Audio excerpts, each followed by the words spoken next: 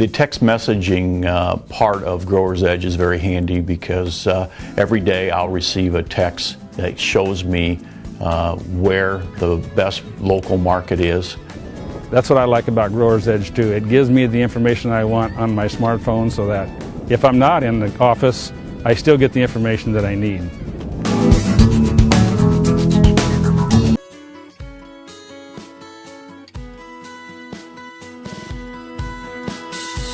Good afternoon, welcome to GrainTV. My name's Cody Bills. Today is Monday the 17th and we have the markets a bit mixed here today. We got a number of things on the agenda, so let's turn right over to the grain hedge trading platform and see where we closed off the day. Corn trading down 1/2 cent, soybeans up 1/4 penny, and wheat in Chicago here trading down 7 1/4 cents on the day. Let's take a quick look at the December corn chart. This is a daily chart, each bar representing 1 day worth of price activity.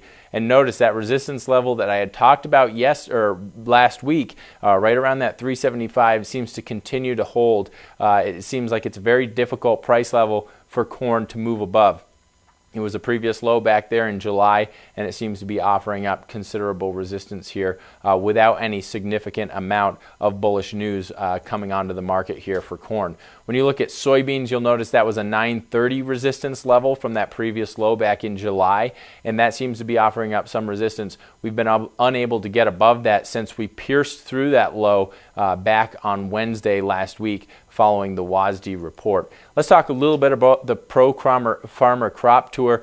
They will be traveling throughout the Midwest this week. It's going to be going through the 20th. The 20th, they're going to meet in Rochester, Minnesota, and we're going to get more results in regards to what these scouts have seen throughout the Midwest. The scouts are going to be basically divided into two groups. You have the Western group. They're going to be traveling through Sioux Falls, Grand Island, Nebraska City, Spencer, and then finally on to Rochester. The Eastern group is going to be in Columbus, Fishers, Bloomington, Iowa City, and then Rochester on the 20th. So we're going to be paying attention to what they have to say each day, kind of summarizing what their scouts have seen in the field. We'll talk about that on Tuesday morning in our morning comments.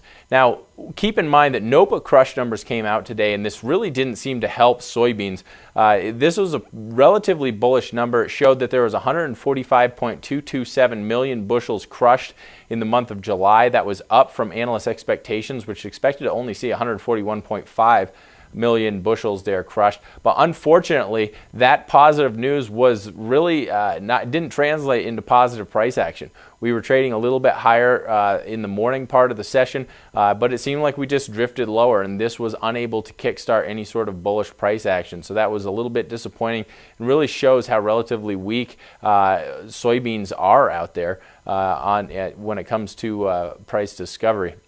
When you look at soy oil, you'll notice that 1.624 billion pounds was announced in this crush report. So that's how much soy oil is on stock. That was up from the 1.592 billion pounds there that analysts were expecting. So that wasn't very positive to see. It seems like there's an ample amount of soy oil, a little above what analysts were expecting.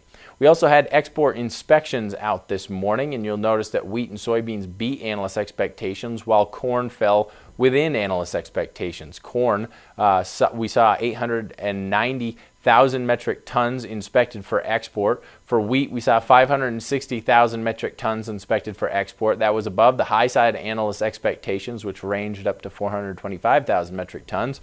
And for soybeans, we saw 375,000 metric tons inspected for export, above the 75,000 to 200,000 metric ton range of expectation. So that was good to see.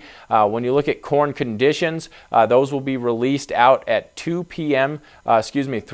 Central Standard Time. Expectations are for a slight decline in crop ratings there for corn and for soybeans. There's been a little bit of dryness throughout the Midwest. But when you look at the weather going forward, you notice this week should be providing additional moisture through the Midwest. So any dry areas should be relieved here. As you can see, very widespread precipitation across the Midwest there in this weather map. Keep in mind it's also going to be cooler than normal conditions. When you look out to the 6 to 10 day outlook, we'll have a little bit more moisture throughout the Midwest. In the 8 to 14 day outlook, it looks like about average precipitation, not above nor below average here in that extended day forecast. Other than that, guys, that wraps up today's show. If you have any questions about what we talked about today, please give the office a call. The number is 877-472-4607. We really believe over here at Grain Hedge that the fundamental news that the USDA provided last week is a big game changer. It really it really puts a lot of pressure on producers, because that was a very, very bullish report, and it almost seems like we're consolidating here. And there's a lot of attention right now on the Pro Farmer Crop Tour, seeing if there's any sort of confirmation that the yields were as good as what the USDA provided in their WASDE report last week. We're going to be paying very close attention to that crop tour to see if there is any sort of confirmation that the yields are as good as the USDA is saying. Because I really believe that, we had a sharp reaction, but we didn't get that kind of follow through. And I think there's a little bit of disbelief out there that production really is as good as the USDA is saying. So that Pro Farmer Crop Tour is going to provide us a little bit of feet on the street, eyes to be able to view what is actually happening on the ground here, because we can view we have a perspective from Planalytics, which provides us satellite imagery, and that perspective is a little bit shy of what the USDA provided. Of course, the MDA crop tour went through there, and they were saying it's a little bit worse off than what they saw last year, but we know last year was a very, very large year in production. So we'll have to see. We'll pay close attention. We'll be writing about it in the morning commentary.